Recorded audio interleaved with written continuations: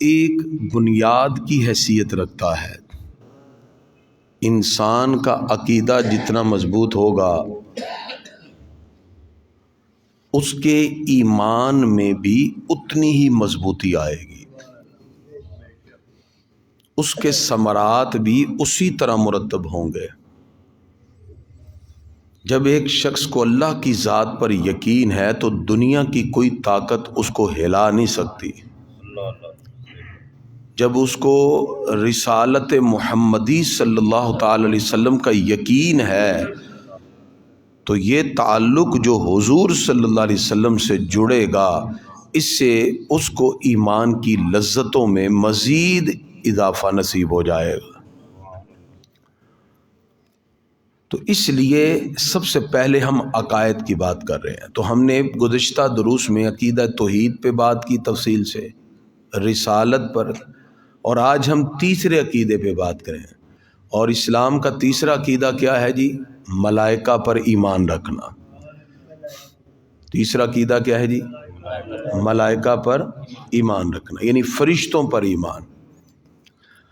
اب چونکہ ہم مسلمان ہیں، آج چونکہ ہم ماڈرن لائف کی طرف جا رہے ہیں، ریسرچ کے ڈیفرنٹ پیراڈائم لوگوں کے درمیان ہے،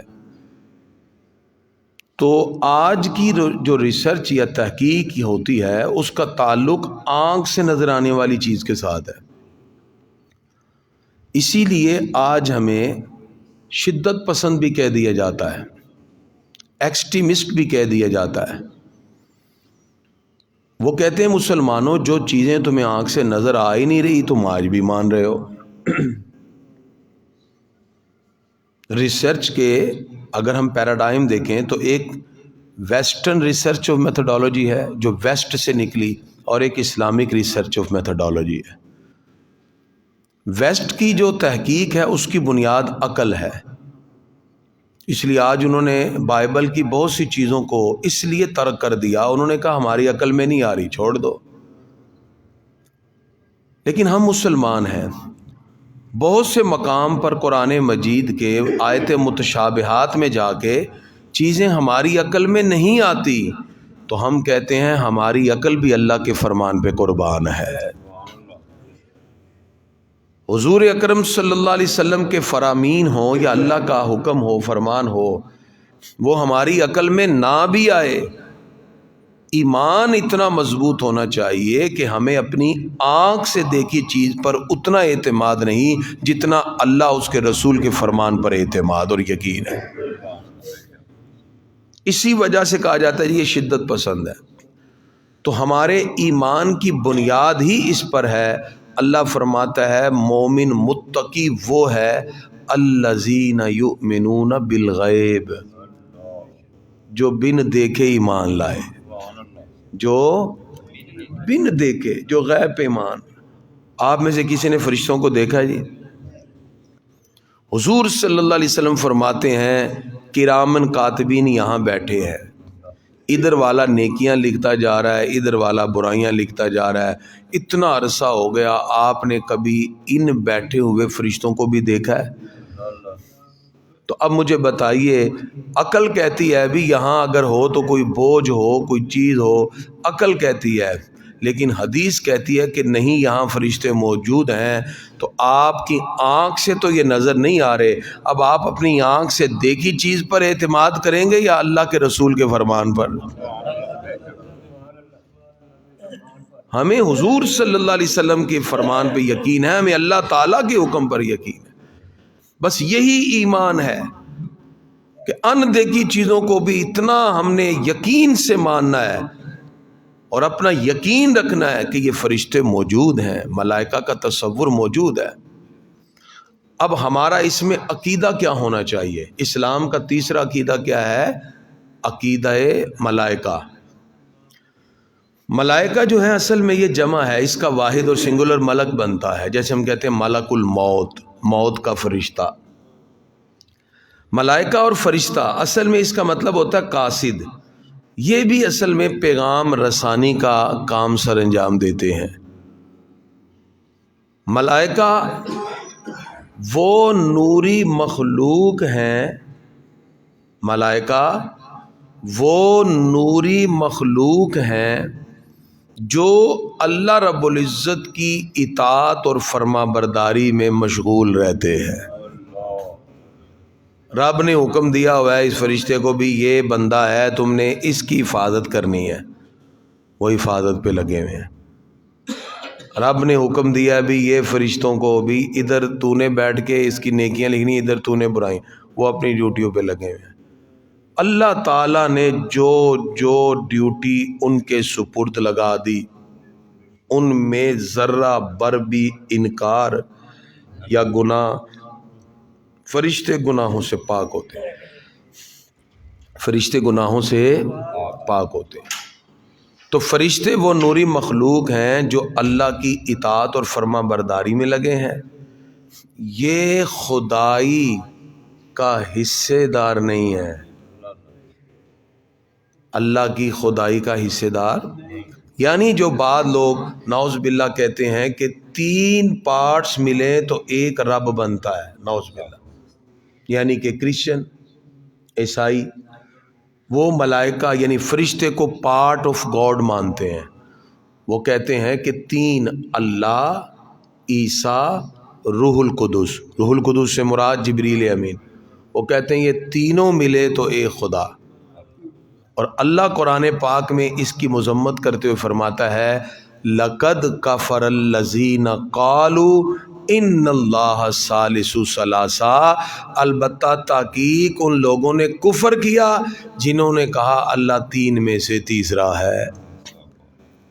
جس نے کہا اللہ 3 میں سے، انہوں نے کیا کیا؟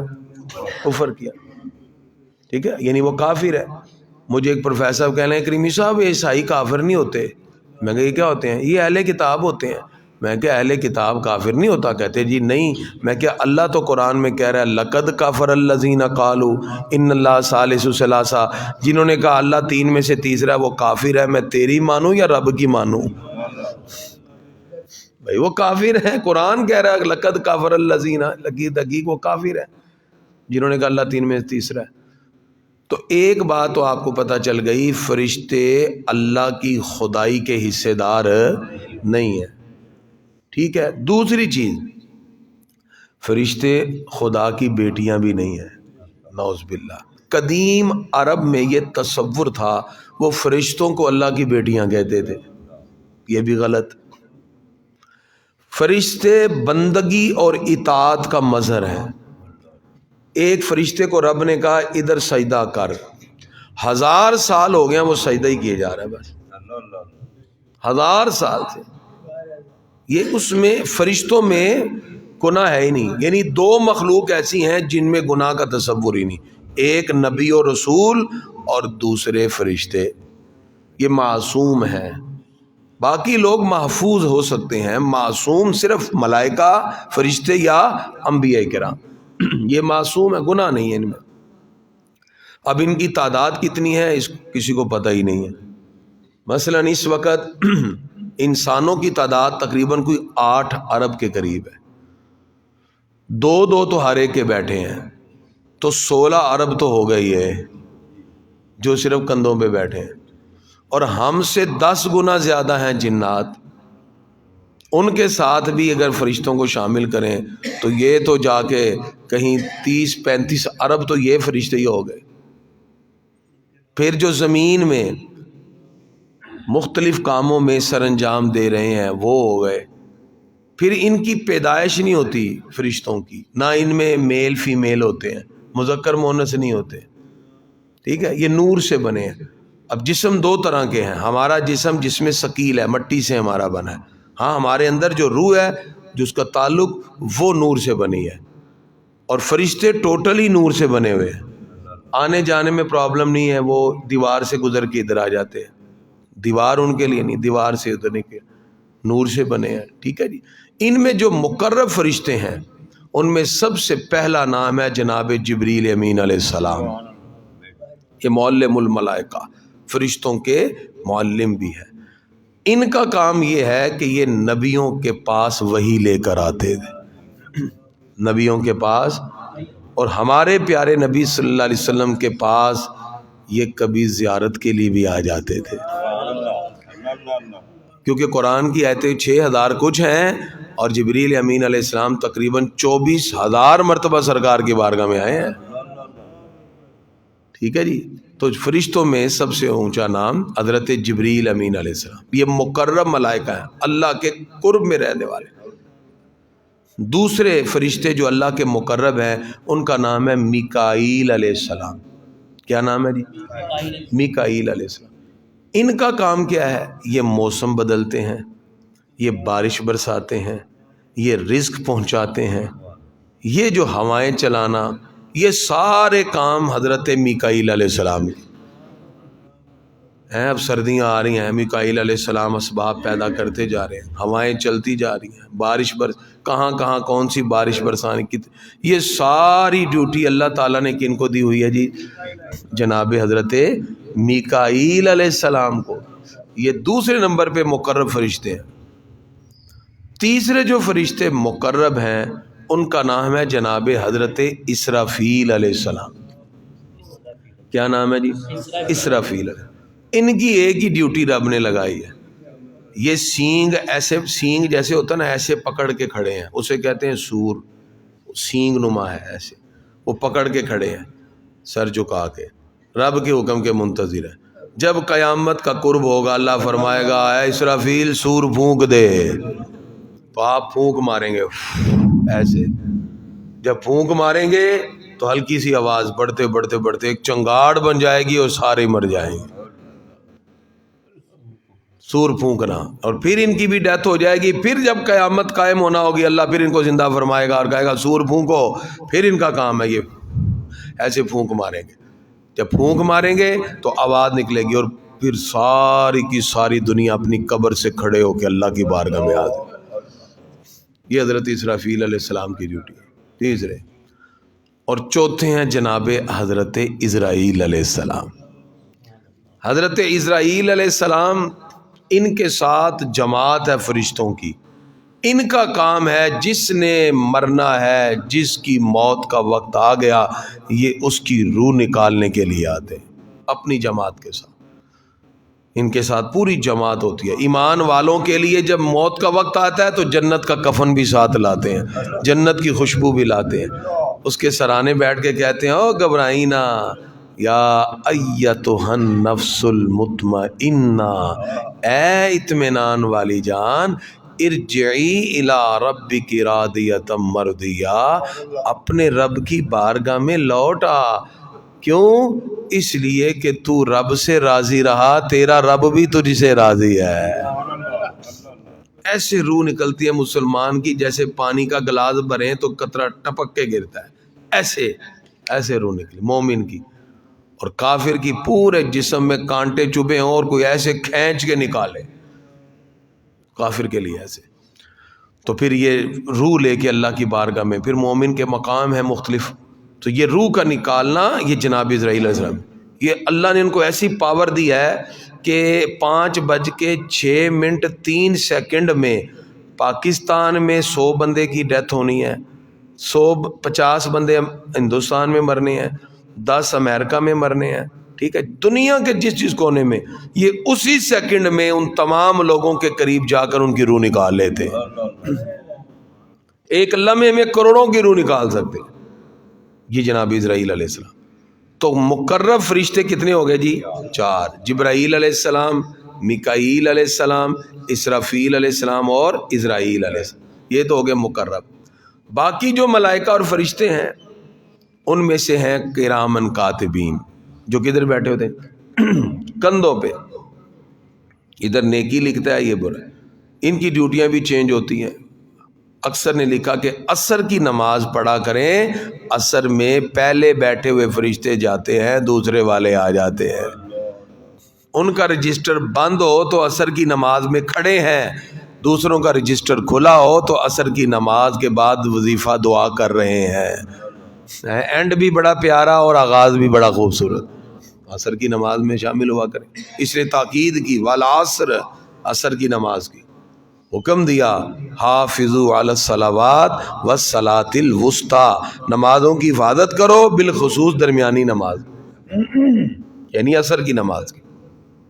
تو فرشتے رجسٹر بند بھی کریں تو اس میں آخری بات ہو کہ اثر، اور آغاز بھی ہو تو اثر کے بعد دعا اور وظائف کا ذکر. تو یہ کرامن کاتبین ہے جی، یہ لکھ رہے ہیں. اچھا جب بندہ مر جاتا ہے یہ کدھر جاتے ہیں؟ بندے کو چاہیے اتنا اچھا کام اور نیک کام کرے، نماز روزہ، یہ فرشتے آپ سے مانوس ہو جائیں. بعض لوگ جب دنیا سے جاتے ہیں نا تو یہ فرشتے کہتے ہیں یا اللہ ہونتے ہیں مر گیا، اب تو یہ فوت ہو گیا، اب ڈیوٹی. اللہ فرماتا ہے یہ اس بندے نے بڑی نیکی کی ہے، یہ میرا درد بھی دل میں رکھتا تھا، میری محبتیں بھی رکھتا تھا. ایسے کرو اس کی قبر پہ کھڑے ہو جاؤ، قیامت کے قائم ہونے تک اسی کے لیے بخشش کی دعائیں کرتے رہو. مجھے بندہ کہتا ہے جی میں اپنی قبر دے کول نا ارادہ ہے کہ مدرسہ بناواں بچے قرآن پڑھ دے رہے. میں کہ اس تو چنگا تو چنگے کام کر، نماز روزہ زکوٰۃ ہر چیز حقوق پورے کر، تجھے مدرسے کی ضرورت ہی نہیں پڑے گی، رب فرشتے کو ہی وہیں کھڑا کر دے گا، وہ قیامت تک تیرے لیے دعا کرتے رہیں گے. بچے تو کچھ دیر کے لیے قرآن پڑھیں گے پھر سو جائیں گے، فرشتے نے نہ سونا ہے نہ کھانا ہے نہ پینا ہے. لیکن یہ ہر بندے کے لیے نہیں ہے جو جتنا نیکی کی طرف راغب ہوگا. اس لیے اپنے آپ کو نیکی کی طرف لائیں، کبھی گناہ کا تصور بھی آپ کے ذہن میں نہ آئے، ہر وقت آپ کے دل میں خدا کا خوف، ٹھیک ہے جی، حلال کی طرف رغبت، خدا کا خوف. تنہائیوں میں بھی آپ پاکیزگی کے کام کریں. یعنی تنہائیوں میں آج کل تنہائیاں ناپاک ہو گئی، میڈیا سوشل اٹھایا ہوا ہے، جو مرضی دیکھی جا رہے ہیں، یہ فرشتے لکھی جا رہے ہیں. آپ رضائیوں میں بھی غصے میں ہیں تو فرشتے تو دیکھ رہے ہیں کہ یہ کیا لکھا کیے جا رہا ہے، جو بھی دیکھی جا رہا ہے سارا کچھ فرشتے لکھی جا رہے ہیں، دیکھی جا. تو یہ چیزیں اپنے اندر تقوی، پرہیزگاری، اللہ کا خوف، تو یہ کرامن کاتبین. اس کے بعد فرشتے ہیں انہیں کہتے ہیں حاملین عرش. کیا کہتے ہیں جی؟ حامل. یہ اللہ کا عرش اٹھا کے کھڑے ہوئے، عرش الہی انہوں نے اٹھایا، ان کا ہی بڑا مقام ہے. ٹھیک ہے جی. اس کے بعد کچھ فرشتے وہ ہیں جن کے چند نام، جیسے منکر نکیر. منکر نکیر ان کو کہتے ہیں نکیرین. آپ دنیا میں جب بھی وقت ملے نا حضور صلی اللہ علیہ وسلم پہ درود پاک پڑھا کریں، سرکار کا ذکر خیر اپنی زبان سے کیا کریں. لوگ کہتے ہیں نہیں دل چ بڑا پیار، دل میں تو ہے، زبان سے بھی. اپنے بچوں کے سامنے، اپنے فیملیز کے، اپنے شادی بیاہ میں گئے ہیں، رشتہ دار بیٹھے ہیں، برات لیٹ ہے، دنیا کی گپے مارنے کے بجائے حضور صلی اللہ علیہ وسلم کا کوئی تذکرہ چھیڑ لیں. کیا آپ کو پتہ ہے کہ حضور اکرم صلی اللہ علیہ وسلم قیامت کے دن شفاعت فرمائیں گے؟ شفاعت کا ٹاپک چھیڑ لیں. کیسے شفاعت ہوگی؟ گناہ گار ایسے تڑپ رہے ہوں گے، ہمارے آقا کہیں گے یہ میرا امت ہی ہے. یہ ذکر کیا کریں. اس کا فائدہ کیا ہوگا؟ قبر میں جائیں گے تو پتہ کیا ہوگا، آپ توجہ رکھیے گا.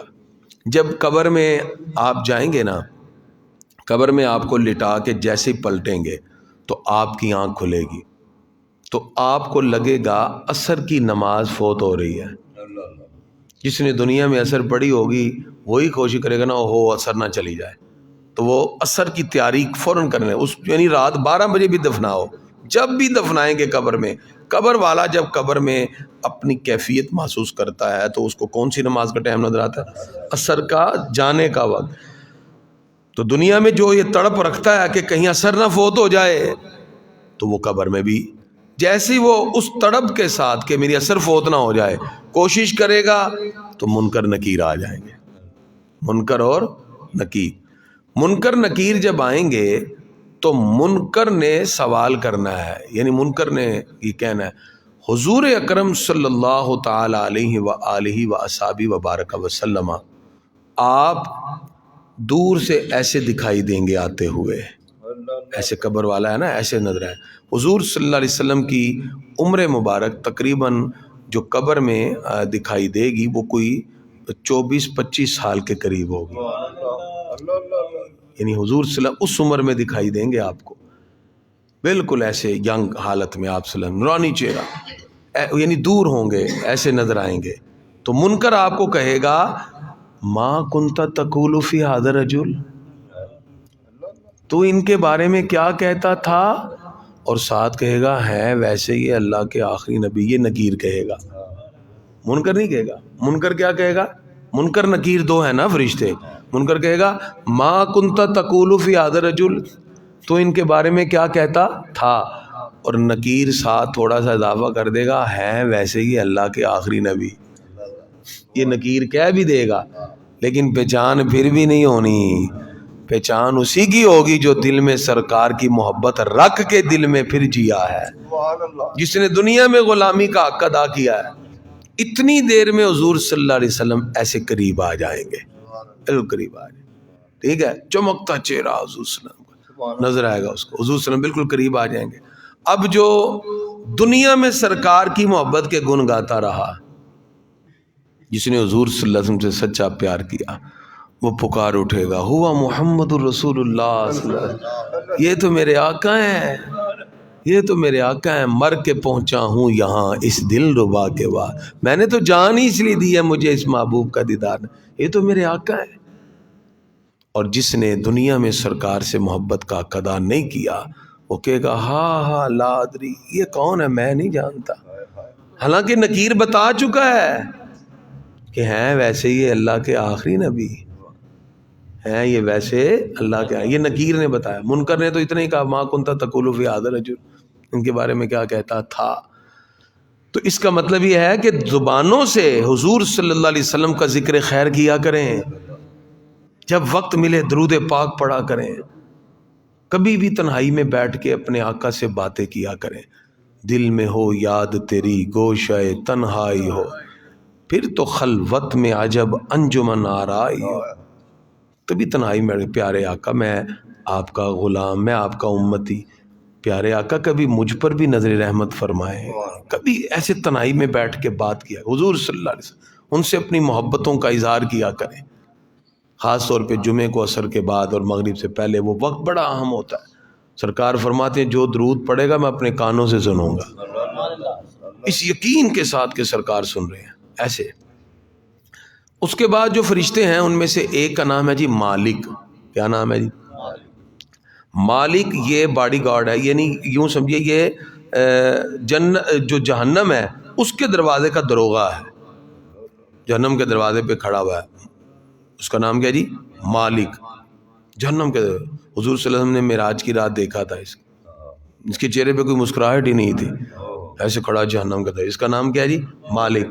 اور ایک جنت کے دروازے پہ کھڑا، اس کا نام ہے رضوان. جنت کے دروازے کے بعد اس کا نام رضوان ہے، مسکرا رہا ہے ہنستے ہوئے، تحیتم و سلامہ. جو مومن وہاں پہنچا گا یو آگے آؤ آگے آؤ، ویلکم، خوش آمدید. سارے دنیا کے جھنجھٹ گزار کے، قبر گزار کے، حشر گزار کے، پل صراط گزار کے اب آگے ہو جنت میں، آؤ ہم تمہیں ویلکم کرتے ہیں. رضوان ایسے داخل کرے گا جنت میں. ٹھیک ہے نا، یہ سارے فرشتے. اس کے علاوہ بے شمار ملائکہ ہیں. آپ آیت الکرسی پڑھ کے رات کو سوئیں گے، اللہ ایک فرشتے کو آپ کی حفاظت کے لیے کھڑا کر دے گا. ٹھیک ہے، جو آپ کی حفاظت کے لیے متعین ہے. کوئی لوگوں کو راہ دکھانے کے لیے مختلف فرشتے ہیں، آپ کو جنات کے اور شیطانی اثرات سے بچانے کے لیے. اتنے فرشتے ہیں جو اللہ نے مقرر کیے، آسمانوں پر، زمین پر، ہر ایک کی ڈیوٹی لگی. کچھ ایسے بھی ہیں جو بدر میں صحابہ کی مدد کے لیے آ رہے ہیں، بدر میں اترے ہیں، ان کی شانیں بھی پھر اس طرح ہیں.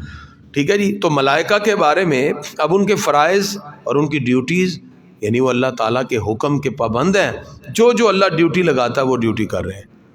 اور ان پر ایمان لانے سے، ملائکہ پر ایمان لانے سے آپ کے دل میں اپنی عزت پیدا ہوتی ہے، سب سیلف ریسپیکٹ. آپ کہتے ہیں میں اشرف المخلوق انسان ہوں کہ فرشتے بھی جو ہیں وہ میرے اعمال کو لکھنے کے لیے میرے کندھوں پہ بیٹھے ہوئے ہیں، وہ میری حفاظت کے لیے مقرر ہے. ٹھیک ہے، تو یہ انسان کی عظمت کا اظہار ہے. اس کے ساتھ ساتھ جو ہم سورہ اعراف 9واں پارہ آیت نمبر ہم نے 93 تک پڑھ لیا تھا، 93 تک، اس میں جناب حضرت شعیب علیہ السلام کے حوالے سے ہم نے پڑھا، اس کو ہم آج مکمل کرتے ہیں. شعیب علیہ السلام جب قوم کو عذاب آ گیا، آپ وہاں سے جانے لگے، اہل ایمان ان کے ساتھ ہیں، اور کافروں سے کہتے ہیں میں نے رب کا پیغام پہنچا دیا تھا اور نصیحت بھی کر دی تھی، تم نہیں مانے، میں تم پر کوئی غم نہیں کرتا، مرو تم. حضرت شعیب علیہ السلام نے یہ گفتگو کی اور چل پڑے. اس سے پتہ کیا چلا؟ صوفیہ کرام فرماتے ہیں نبی کافر کی زندگی میں بھی اس سے بیزار ہوتے ہیں اور اس کی موت کے بعد بھی بیزار ہوتے ہیں۔ اس لیے ہمیں دنیا میں بھی کافر سے بیزاری کا اظہار کرنا چاہیے۔ اللہ یہ کہ اگر آپ کسی کو ایمان کی طرف لانا چاہ رہے ہیں پھر آپ اس نے سلوک سے بات کریں گے تو وہ آپ کے قریب آئے گا نا، وگرنہ اگر یہ بات نہیں ہے تو پھر کفار سے بیزاری کا اظہار ہونا چاہیے۔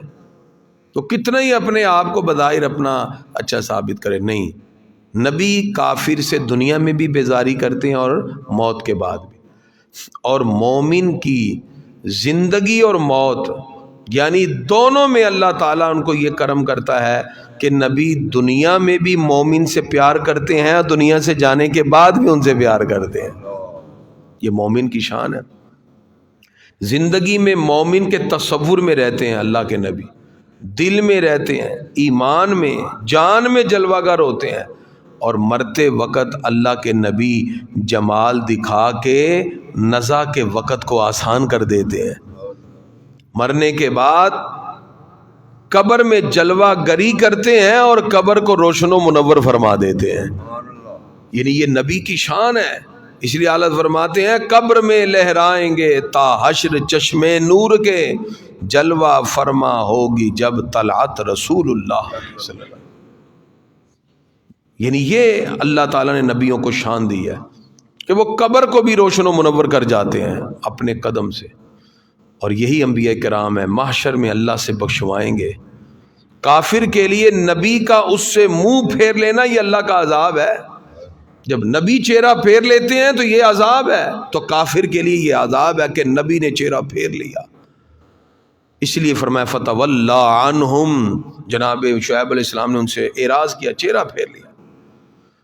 نبی کافر کو تبلیغ فرما کر اس کی خیر خواہی کر کے فارغ ہو جاتے ہیں، کیونکہ اللہ فرماتا ہے محبوب آپ تبلیغ کیجئے بس، تو انبیاء کرام کافروں کو تبلیغ کرتے ہیں اور فارغ ہو جاتے ہیں، لیکن مومن سے کبھی فارغ نہیں ہوتے۔ جب ایک شخص نے کلمہ نبی کا پڑھ لیا تو پھر نبی زندگی میں بھی ان کو سنبھالتے ہیں، موت کے وقت بھی سنبھالتے ہیں، زندگی میں تقوی والی زندگی عطا فرماتے ہیں اور موت کے وقت اپنا دیدار کرا کے ایمان والی موت نصیب کروا دیتے ہیں۔ یہ انبیاء کا مقام ہے۔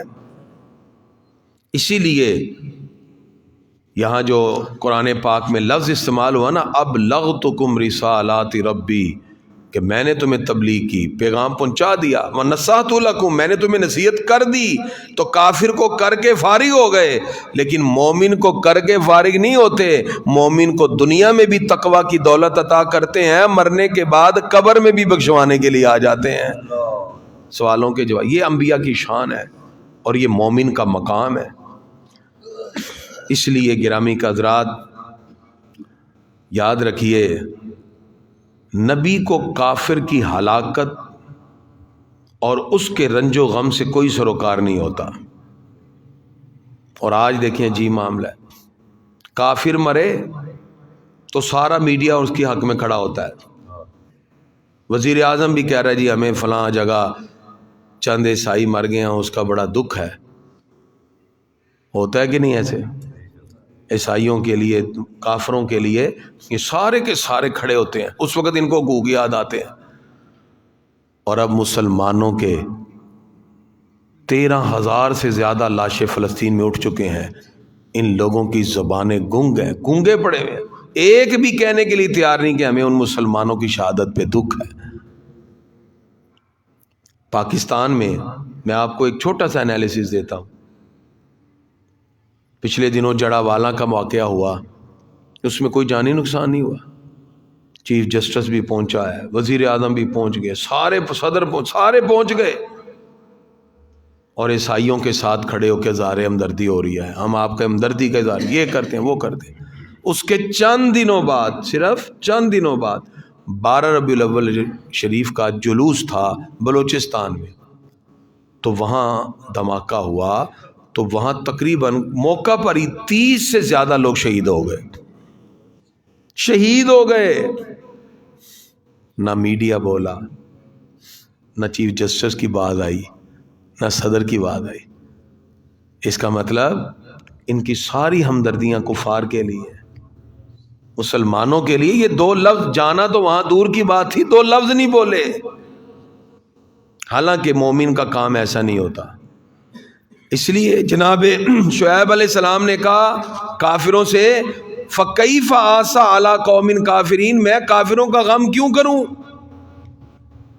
نبی کافر کی ہلاکت پہ غم نہیں کرتے، لیکن مومن سے ایسا تعلق رکھتے ہیں ان کو کانٹا بھی چبھ جائے تو ان کی خبر لے لیتے ہیں۔ صدیق اکبر کو سانپ نے ڈس لیا، ہمارے آقا نے لعاب دہن لگا کے صدیق اکبر کو پھر زندگی عطا فرما دی۔ تو مومن کے لیے خیر خواہی کے جذبات ہونے چاہیے۔ آج کفار کے لیے سارے جذبات ہیں۔ ہاں ہم ان کے حقوق کی بات کرتے ہیں، کون نہیں کرتا؟ اسلام سے بڑھ کر غیر مسلموں کو کس نے حقوق دیے ہیں؟ اسلام حقوق دیتا ہے ان کو، معاشی حقوق، معاشرتی حقوق، سیاسی حقوق، یہ سارے حقوق اسلام نے دیے ہیں۔ لیکن اس کا یہ مطلب تو نہیں ہے کہ آپ مسلمانوں کو بالکل بھول جائیں، آپ ان کے لیے دو جملے کہنے کے لیے تیار نہیں ہیں۔ حضور اکرم صلی اللہ تعالی علیہ وسلم اپنے ہر امتی سے پیار فرماتے ہیں، اور بڑا ہی پیار فرماتے ہیں، جو ان کی طرف بڑھے۔ اب میں آپ کو ایک بڑی خوبصورت بات سمجھانے لگا ہوں، سب لوگ غور کیجئے گا۔ ایک ہے کہ آپ کہیں مجھے سرکار سے پیار ہے، ایک ہے سرکار کہیں مجھے اپنے امتی سے بڑا پیار ہے۔ آپ چاہتے ہیں کہ سرکار کہیں کہ مجھے آپ سے پیار ہے؟ بتائیں۔ میں آپ کو آج ایک عمل بتانے لگا ہوں، اللہ کی عزت کی قسم، یہ میرے سامنے قرآن کھلا ہے، سرکار کہیں گے مجھے اپنے امتی سے پیار ہے۔ یہ میں نے قرآن آگے رکھ کے قسم کھائی ہے۔ آپ نے کرنا پتہ کیا ہے؟ جو عصر سے پہلے سنتیں ہیں نا، عصر سے پہلے سنتیں، تو آپ نے اس میں پہلی رکعت میں 4 مرتبہ بسم اللہ کے ساتھ سورہ فاتحہ پڑھ کے پڑھنا ہے، والعصر ان الانسان لفی خسر الا الذین آمنوا وعملوا الصالحات وتواصوا بالحق وتواصوا بالصبر۔ سورہ عصر کتنی بار پڑھنی؟ پہلی رکعت میں 4، پھر دوسری رکعت میں پڑھنی ہے 3 بار، پھر التحیات پوری پڑھنی ہے، پھر کھڑے ہونا ہے اور سبحانک اللہم سے شروع کرنا ہے۔ تیسری رکعت میں سورہ عصر کتنی بار پڑھنی ہے؟ 2، اور چوتھی رکعت میں اللہ کی عزت کی قسم کھا کے کہتا ہوں، یہ قرآن ہاتھ میں ہے، آپ کو سرکار کہیں گے مجھے اس مسیح سے پیار ہے۔ آج اتنا بڑا میں نے آپ کو وظیفہ دیا ہے، سرکار کہیں گے، حضور صلی اللہ علیہ وسلم اللہ کے نبی فرمائیں گے مجھے اپنی مسیح سے پیار۔ آپ آج سے شروع کر دیں۔ لو جی میں کہہ رہا ہوں آج پڑھ کے نا، آج پڑھ کے صرف تسی شامی منو کہو گے او کریمی صاحب کی وظیفہ دیتا ہے۔ آپ کو محسوس ہوگا کہ اب ہمارے آقا حضور صلی اللہ علیہ وسلم آپ کی طرف ایسے دیکھ رہے ہیں، نظر فرما کے، نہیں یہ میرا امتی ہے، اصل میں یہ پڑھتا ہے۔ آپ آج ہی کر کے دیکھ لیں۔ میں نے اتنی بڑی بات آپ کو آج دی ہے، انشاءاللہ اس درس میں آپ کو بڑے بڑے روحانی میں آپ کو وظیفے بتاؤں گا۔ اے سرکار کے قریب ہو جانا ہے، حضور صلی اللہ علیہ وسلم سینے سے لگائیں گے آپ کو، ہے میرا پیارا امتی، ایسے سرکار لگائیں گے سینے سے۔ تو حضور صلی اللہ تعالی علیہ وسلم آپ اپنی امتی پر بڑے ہی مہربان ہیں، بڑے ہی مہربان ہیں۔ اللہ فرماتا عزیز علیہ ما عنتم، عزیز علیہ ما عنتم، ان کو اپنی امت کا مشقت میں پڑھنا بڑا ہی گراں گزرتا ہے۔ یہ تکلیف میں آ جاتے ہیں پیارے آقا کہ میرا امتی تکلیف میں ہے، ہمارے آقا۔ یہاں تک کہ دیکھا گیا کہ موت کے وقت خود حضور صلی اللہ علیہ وسلم جلوہ گر ہو گئے۔ بعض ایسے نیک لوگ ہیں اللہ کے، اتنا پیار کیا، ساری زندگی اثر کی سنتے پڑھتے رہے۔ سرکار نے کہا میرا یہ امتی، سرکار خود آ گئے، موت کے وقت خود آ گئے۔ جان نکالنے والے فرشتوں سے کہا میرا امتی ہے، اوے ذرا ٹھہر کے پیار سے روح نکال، میرا امتی ہے، ہلکا ہلکا کرو، ہلکی ہلکی جان نکالو، یہ میرا امتی ہے، میں اس سے پیار کرتا ہوں۔ آپ تو کرتے ہیں، حضور کہیں گے میں اس سے پیار کرتا ہوں، ہلکی ہلکی نکالو۔ یہ وہ کرم ہے جو آنکھ والوں نے اپنی آنکھوں سے دیکھا ہے۔